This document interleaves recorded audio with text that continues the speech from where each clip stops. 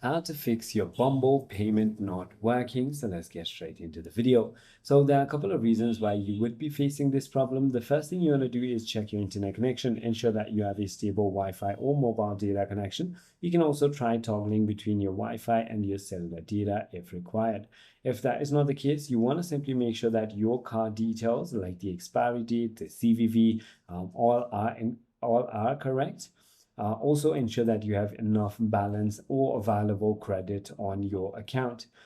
You can also go ahead and check your payment method and simply go ahead and try another one if needed. Or you could also see if there are any updates on the application available. Simply go ahead and update the application. You could also potentially simply go ahead and restart your device, which should go ahead and fix your problem. If it's still not working, you want to simply go ahead and give your bank a call because they could be the potential one who are declining it. If none of it works, try uninstalling and reinstalling the application. I hope this video clarifies everything for you. If you have further more queries, feel free to comment down below and I'll see you on the next one.